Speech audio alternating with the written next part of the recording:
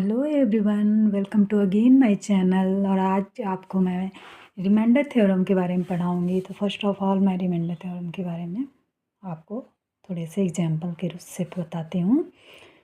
Remainder theorem, इससे पहले मैं एग्जांपल से बताऊंगी तो आप लोगों को जो कॉन्सेप्ट होगा वो समझने में ज़्यादा ईजी होगा। Got it. पहले तो रिमाइंडर थ्योरम, सपोज़ मैंने 37 को 5 से डिवाइड करना है। हाँ, तो 5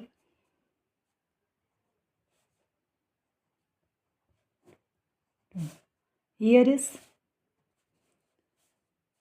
this is called dividend, this is called quotient, and this is called divisor, and this is called remainder.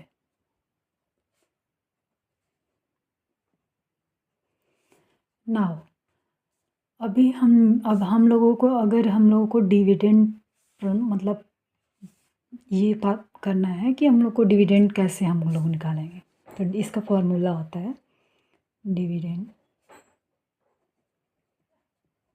Equal to divisor into quotient plus remainder. Got it. अब यहाँ से अगर देखिए, हम इसी फॉर्मूले में कैसे हम लोग लाते हैं। डिविडेंड क्या है, पहले तो हम इधर से देखते हैं। यहाँ पे डिविजर क्या है 5 इंटू कोसेंट क्या है 7, रिमाइंडर क्या है 2।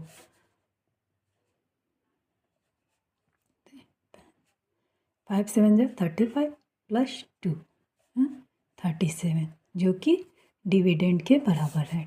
Got it. ऐसे ही ये फॉर्मूला, ये रिमाइंडर थ्योरम हो गया। Got it.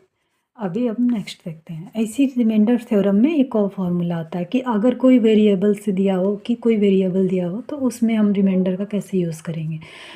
तो जैसे पॉलिनोमियल की, कोई पॉलिनोमियल है, suppose polynomial P of x है, जो कि पॉलिनोमियल पी ऑफ एक्स हमेशा ग्रेटर देन और इक्वल टू 1 जिसकी डिग्री हो, उसको अगर हम एक्स माइनस ए से अगर डिवाइड करेंगे तो उसकी वैल्यू हमेशा पी ऑफ ए आएगी।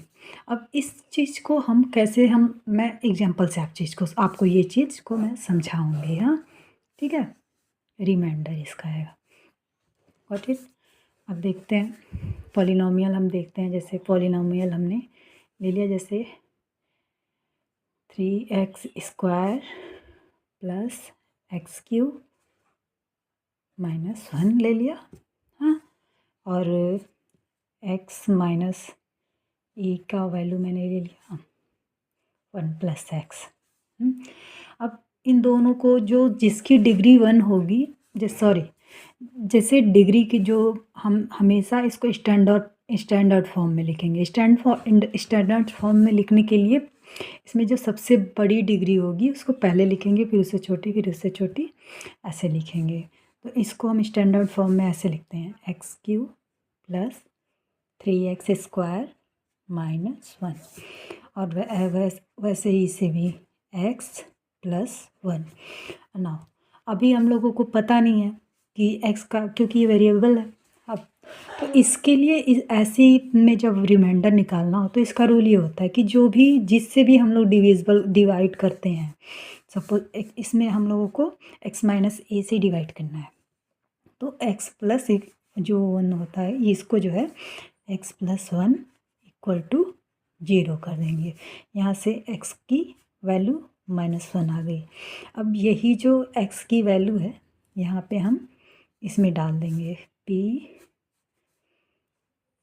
-1 3 -1 का स्क्वायर,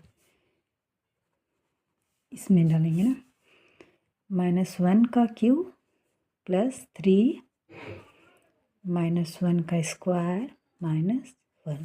गॉट इट। और फिर अगर किसी भी माइनस की जो पावर जो है अगर ऑड रहती है तो उसकी वैल्यू माइनस ही में ही आती है, तो -1 + 3। अगर किसी माइनस की वैल्यू इवन में रहती है तो उसकी वैल्यू पॉजिटिव में आ जाती है। Got it? -1 + 3 -1, तो 3 - 2 = -2 माइनस माइनस मिलके ये दोनों -2, यह 1 हो गया। Got it? और यही जो होगा यही रिमाइंडर होगा। ठीक है, थैंक यू। यही तो ये हमारा ये आज का रिमाइंडर थ्योरम हो गया। यही बेसिक कॉन्सेप्ट होते हैं जो कि सारे क्वेश्चंस में लग जाते हैं। और सपोज बड़े बड़े क्वेश्चन जैसे कि ढेर सारे क्वेश्चन दे, जैसे मैं आपको और से ढेर सारे एग्जांपल, जैसे ये ऐसे मैं एग्जांपल से दे के कुछ और एग्जांपल से मैं समझाती हूँ आप लोगों को। जैसे कुछ एग्जांपल हुआ, जैसे 90⁻⁴ सपोज दे दिया 586 अपॉन 20 दे दिया। अब हम कैसे इसका रिमाइंडर अब हमें पूछा है, हम इसे रिमाइंडर कैसे फाइंड आउट करेंगे? इसकी फाइंड आउट रिमाइंडर ऐसे करेंगे, इसको हम 19 को ऐसे लिख सकते हैं ना, 20 - 1 अपॉन 20। Got it? और 586 इसका जो है रिमाइंडर -1 होगा। -1 586। और इसका जो रिमाइंडर, और अगर जो क्योंकि इवन में इसका पावर है तो इसका हमेशा ही ये पॉजिटिव होगा, 1 होगा। Got it?